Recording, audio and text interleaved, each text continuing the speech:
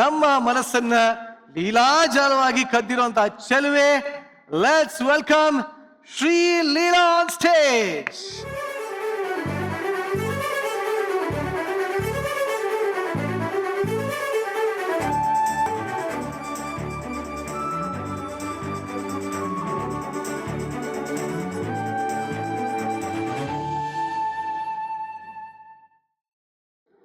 ಮೊದಲಿಗೆ Sreeleela, congratulations.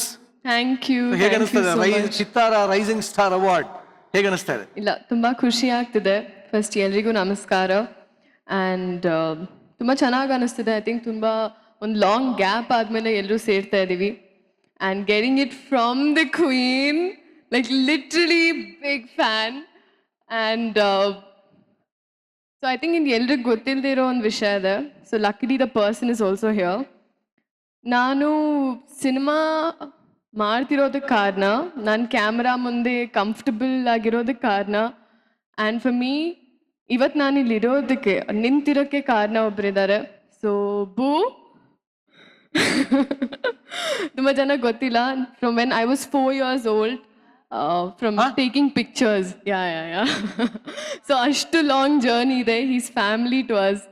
So ಅವ್ರ ಮುಂದೆ ತಗೊಳ್ಳೋದು ತುಂಬ ತುಂಬ ಸ್ಪೆಷಲ್. ಹಾಗೆ ನಾನು ಇಲ್ಲಿವರೆಗೂ ಮಾಡಿರೋ cinema Kiss, Bharaate, By Two Love, Pelli Sandadi, ಎಲ್ಲ ಟೀಮ್ಸ್ಗೆ ಚೇತನನ್ ಅವರು ಇಲ್ಲೇ ಇದ್ದಾರೆ. So thank you so much.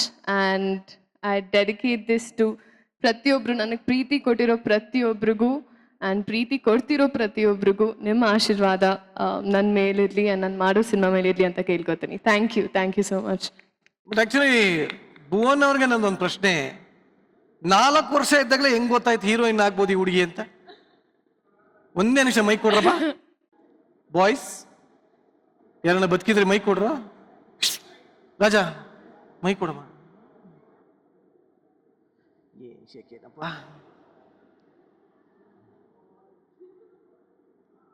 Mister Bhuvan Gowda, S bro, 4 ವರ್ಷದಲ್ಲಿ ಹೆಂಗ್ ಗೊತ್ತಾಯ್ತು ಈ ಹುಡುಗಿ ಹೀರೋಯಿನ್ ಆಗ್ಬೋದು ಅಂತ?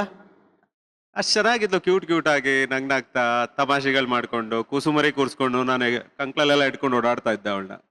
ಅಷ್ಟು ಚಿಕ್ಕ ಮಗು ಇದ್ಲು ಅವಳು. ಆ್ಯಂಡ್ ಅವಾಗ ನಮ್ಮಮ್ಮ ಹೇಳಿದ್ರು ದ್ಯಾಟ್ ಇಲ್ಲ ಬೂ, ನೀನು ಎಲ್ಲೋ ಹೋಗ್ತೀಯ ಬೂ ಅಂತ. ಅವ್ರು ಅವಾಗ ಸುಮ್ನಿರಿ ಅಕ್ಕ ಅಂದರು.